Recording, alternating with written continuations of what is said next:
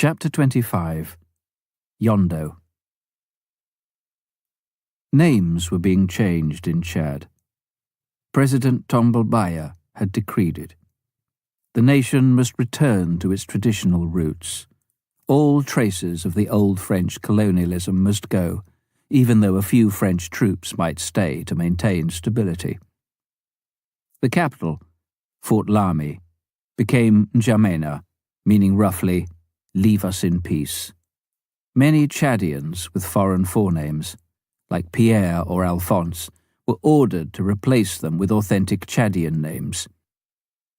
The Cultural Revolution seemed reasonably innocuous at first, similar to other African authenticity programs in the newly independent countries around, where they were designed to foster national pride and identity. Political unrest, however, spread throughout Chad. Tombalbaya was a southerner from the Coumra area. Northern Muslims, resentful of southern dominance, attempted a coup against him. This failed, but its defeat was followed by further tension and resistance. By 1973, Tombalbaya's policy was becoming more drastic as he sought to strengthen his hold on the country. Previous changes were superficial compared with Yodo. Yodo was an ancient tribal custom involving initiation rites practiced by Tombalbaya's southern Sara tribe. They included brutal floggings and terrifying mock burials, drugging, and other tests of stamina. Not everyone survived them. The rites were described officially as a way to God, a form of new birth. Initiation camps were set up in the bush, the most notorious holding as many as 1,400 people, with over 700 initiators. Initiates spent up to 6 weeks in them, the first 3 without washing. Then they were taken to a river and bathed, the occasion of their new birth. Ancestor and spirit worship were involved. All was highly secret. Oaths of allegiance had to be taken by the initiators, who had, in turn, to express their allegiance to Tombalbaya. This gave the president control over all who were initiated. When people returned home from Yodo, they were supposed to refuse to answer greetings from old friends. They were now new people, totally divorced from their past. Some did not return. Some were held for further indoctrination. Some who tried to escape from the initiation camps were buried with their heads or limbs exposed. Horrible warnings to those who considered resisting the president's decree. Many Christians refused initiation. One evangelist was put into a metal oil drum in the burning hot sun. The lid was fixed on top, and the drum beaten incessantly, until dehydrated and blistered, he died. Other Christians were found buried up to their necks in sand, their heads swarming with ants. Many pastors and evangelists in the area were imprisoned or killed. Missions came under attack by the Tombalbaya-controlled national press. Radio Chad waged a vicious campaign against them. The Baptist missionaries were expelled from the Coumra area. Amazingly, the MAF plane was still able to go around from place to place, even to the distant outposts staffed by Christian Chadians, bringing encouragement at this desperate time. The same year as Yodo was introduced, the widespread sub-Saharan drought began to take effect. The rivers flowing into Lake Chad shrank. The lake level fell steadily, eventually dropping as if a plug had been pulled out. Within a year, the vast lake was a third of its original size. Thousands who'd earned their livelihood by fishing had to move. Mission work adapted to the new situation. We made more land strips around the lake area, and the amphibian was changed back to a normal land plane. It could carry a bigger payload without the weight of the floats. Soon after that, there was a famine in the Gera Mountains in central Chad. The area had become isolated because of bandits and impassable roads, and MAF was the only way to get grain in. Ernie Addicott, who'd now been flying in Chad and Nigeria for the past 5.5 years, added relief flights to his busy schedule. At that time, we were facing a pilot shortage, and Ernie was on his own. An additional French-speaking pilot was urgently needed. Claude Jacot from Switzerland volunteered. He was a 46-year-old schoolteacher, but with more than 1,600 hours flying experience and professional pilot's licenses. He'd flown a lot in the Alps and also in the Himalayas for the Red Cross. He and his wife, Annette, were deeply appreciated by all with whom they served. Claude had initially come for 6 months, though he was prepared for further service. When Annette, unable to cope with the heat in Chad, had to return to Switzerland, she insisted that Claude remain to finish his time. In London, Tom, Frank and I accompanied Ruby, Ernie's wife, to the Foreign Office. There had been trouble in Chad. Ernie and Claude had been arrested. Ruby and her 2 daughters had caught the first plane home. We wanted to find out what could be done. A slim, grey-haired gentleman introduced himself, the British ambassador to Chad. "We've had reports that your husband has been flying illegally across international borders," he began, addressing Ruby. "He has been flying into some of the countries around Chad," she replied evenly, "but always with proper permissions." She went on to give a clear and concise account of the true situation. The problems had not arisen during an external flight. Ernie and Claude had flown to the lakeside town of Bol. On landing, they'd been taken by the gendarmerie, questioned, accused of anti-government activity, and put under house arrest there. Several missionaries were already imprisoned in N'Djamena. The ambassador promised the Foreign Office would do all they could. "But we can't send the British fleet, you know," was his final thrust. Admittedly, that would have been difficult to a country landlocked in the Sahel. We put out a widespread call for prayer. After several days, news came that Ernie and Claude had been released. Back in N'Djamena, Chadian officials warned them strongly against any subversion. Then our program was allowed to resume fully. At such a strategic time, when there was such fierce hostility against the Church, this was astonishing.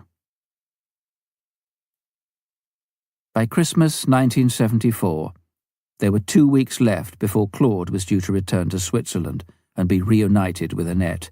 He wrote to us from Chad. "I believe I am in the right place. Our lives are dedicated to God. We are still candidates for future work with MAF, if there is a place where the climate is more suitable for Annette's health." It was at this point that he contracted hepatitis. With complications rapidly developing, he was admitted to the French military hospital in N'Djamena. He went into a coma. Annette rushed back from Switzerland, but he never regained consciousness. 2 weeks later, I stood with Ernie Addicott by his grave in the Christian cemetery in N'Djamena. He had died on the 2nd of February, 1975. "I have peace. I know Claude had done the Lord's will, and that his death was within God's plan," said Annette. "Claude's 6 months of service with MAF were the happiest time of his life." We kept in touch with Annette and frequently prayed for her. The persecution of the Church continued. 9 Swedish Pentecostal missionaries were seized in the south, brought to N'Djamena, and put under house arrest. The national newspaper and Radio Chad called them subversionists, spies and mercenaries, but no formal charges were made against them. They were expelled from the country 2 weeks later. Stories of Chadian Christians facing martyrdom continued. In the south, Christians in village after village confronted the choice to participate in initiation rites or pay with their lives. One Sunday morning, the church at Mousala was gathered for communion. It was from that church, 10 years earlier, that the first gift had been made to us for a plane to come to Chad. Suddenly, soldiers burst in through the doors.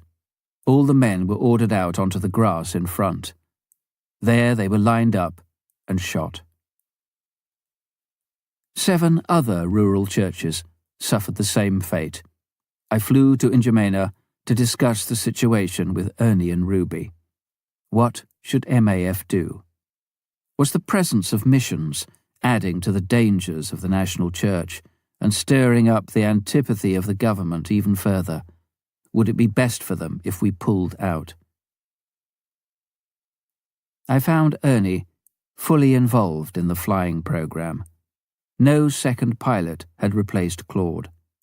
Regular safaris, or tournées as the French call them, occupied much of his flying. He'd spend a week at the lake helping David Carling, another week in the south with David Seymour, and then with the mission hospital at Bebalem, visiting outlying churches and medical centres. A further 3 to 4 days each month were fully occupied in flying the greatly needed famine relief. Amid the prevailing persecution and distress, these tournées were still very important. I flew south with Ernie. At one place I spoke to a Brethren missionary who, with his colleagues, had been under continual harassment.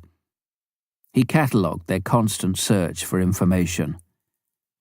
"We've been listening to Radio Chad to find out the latest thing the government intends doing. We've been reading the local press and getting newspapers and Time magazine from abroad. We've been in a state of tension, thinking, discussing, listening, reading about it." Then some of the strain left his face. "But God has shown us that we are not to be worried about what the government, the radio, the newspapers or Time magazine are saying.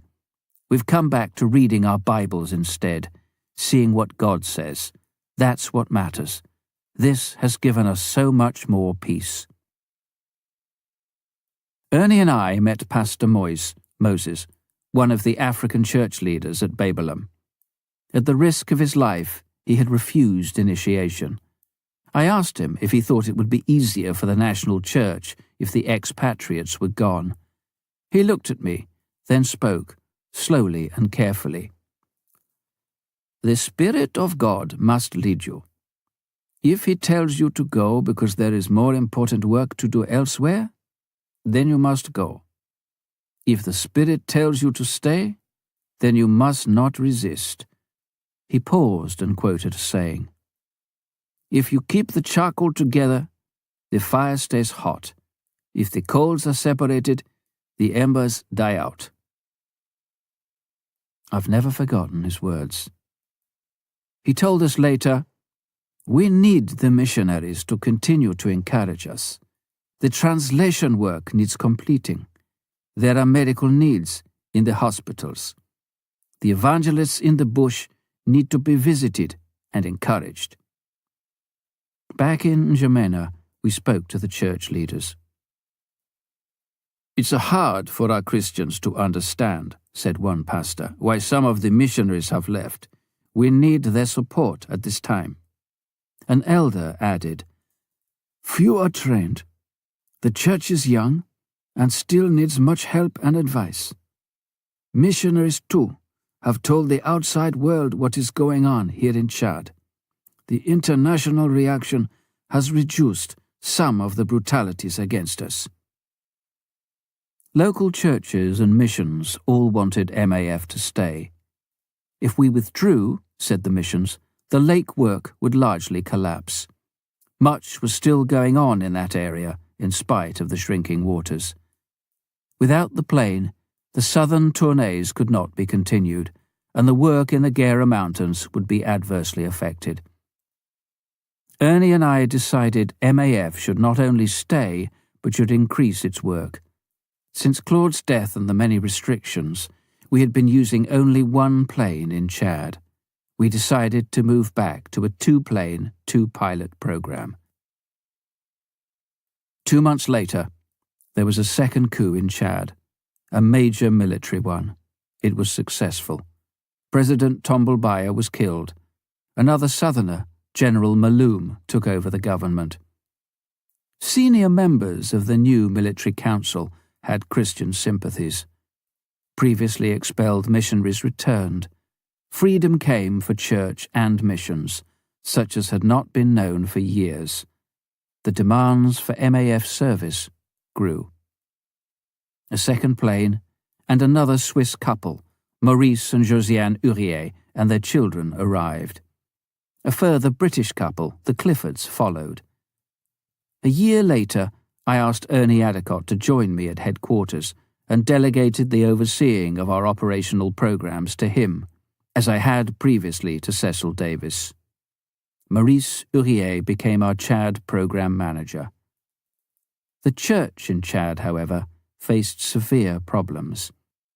During the persecutions, up to 400 Christians had been martyred for their refusal to participate in initiation rites. But many thousands had yielded to the cruel methods of persuasion that were applied. Which of us would have stood up to seeing our wives and children killed before our eyes, or to the threat of being buried alive ourselves? Now the church leaders faced a division between those who had refused initiation and those who had given in. These divisions were very slow to heal. Difficulties continued for missionaries too. One of the strong Muslim groups, the National Liberation Front, NLF, increased its rebel activities in the north and east. It abducted Dr. Paul Orala, a French missionary working in the deserts of northeastern Chad. MAF at once flew 500 miles from N'Djamena to evacuate his wife and 4 children. But Paul himself was held captive for 5 months before being released in North Africa. He had been tried for activities under the Tombalbaye regime, accused of siding with the previous government. On his release, he was given a certificate of innocence and the promise, "We will not trouble you any more." But the activities of the NLF continued to hamper church and mission work severely. The Arabs in the north became increasingly divided by ethnic conflicts. In the south, too, tribal divisions asserted themselves. The country gradually became more and more chaotic. Soon there were 11 different armies at large. The Chadian missionary Joel was at this time operating an effective dispensary among the Baduma at Haikulu, a large permanent island near the eastern shores of the remnant of Lake Chad. A hospital and housing had been built there by expatriate missionaries, and when, because of rebel activities, the government had insisted these missionaries be withdrawn, Joel had been left in charge. He and his family still depended upon MAF for communications and supplies. One day his wife, Hannah too, was flown out to N'Djamena for the birth of a child. "You have a baby boy, Joel," John Clifford informed him next day on the MAF radio link. But the day after that, there was no response to the regular radio contact. Nor the next day, nor the next. Perhaps the battery they used to operate the radio is flat, thought our staff in N'Djamena. Then their telephone rang. It was the Ministry of the Interior. "Haikulu has been attacked. A band of rebels stole the radio. Joel and the other Chadian nursing staff have been taken. They were told they would be killed." Prayer went up. The rebels changed their minds. The staff were released after close questioning. Shaken by the attack, most of them left the dispensary and started a long trek to the safety of the nearest town. Joel and another worker, however, stayed to guard the station and await instructions from the church in N'Djamena. Before any instructions could be given, the rebels attacked again, with a much larger force. They ransacked the dispensary, burned down the main building, and took Joel prisoner. Some months went by without news. Then there was a report that he'd been seen alive. that the rebels were using him to care for their wounded soldiers. A letter eventually came from him. "I've been able to be a witness to Christ amongst my Muslim captors. I am in good spirits. Pray for my wife and children in this time of separation and uncertainty." The rebel activity was more widespread than ever by now and was Libyan-backed. The work on the lake had to be closed and MAF's flying reduced, though the work in the south continued actively. After 7 months, there was further news of Joel. Weak and unwell, he had stumbled into a small town on the southern edge of Lake Chad, accompanied by an NLF officer and sergeant. His captors had come to respect him so much that they actually brought him back when they saw how ill he was. The Chadian Christians greeted him with joy and tears. To them, it was like the story in Acts of Peter's release from prison. In spite of his weakness, Joel was full of gratitude for God's help during his captivity. Several times the rebels had sought to force him to become a Muslim. Although he could have been killed for refusing, as others were, he would not comply. He wasn't killed, and was soon regarded highly as a medical officer. The NLF made him a captain in their army. He had to travel with them wherever they were fighting, attending to the sick and the wounded, and helping many. 5 weeks after Joel's release, unprecedented violence erupted on the streets of N'Djamena. A third coup started. The Muslim Prime Minister of the ruling military council, Hissène Habré, a former guerrilla leader from the far north, seized power from the southern president, General Malloum. A British ex-Navy pilot, Keith Jones, had just joined the Chad program as the second pilot with Maryse. Keith and his wife Lynn were living on the MAF compound in N'Djamena with the Ouriers. Early on the morning of the coup, before fighting broke out in the capital, Maryse, unaware of trouble brewing, had flown off south for a medical tournée. Still before any violence had occurred, Keith had taken some missionary children across the town to a play school. Before he could get back, fighting had exploded. Habré's guerrillas were fiercely resisted by Malloum's army, and terrible carnage ensued. The MAF compound was right next to Habré's house, which was being bombarded from the ground and from the air. Josiane, Lynn, and the Ouriers' 3 little children were on their own. They huddled under a table for 25 hours. It was not until the next day that a Swiss doctor was able to take an ambulance across the town during a lull in the fighting and get them to a safer area. With unspeakable relief, Keith joined them. Still unaware of what had happened, Maryse flew into N'Djamena a few days later. Fortunately, he was able to land safely, but fighting was still going on. An evacuation of some of the missionaries began. They drove across the town to the airport amidst the shooting. Keith made a series of evacuation flights to the south. Maryse had to stay in N'Djamena because he'd been carrying out a major inspection on the second aircraft just before the coup.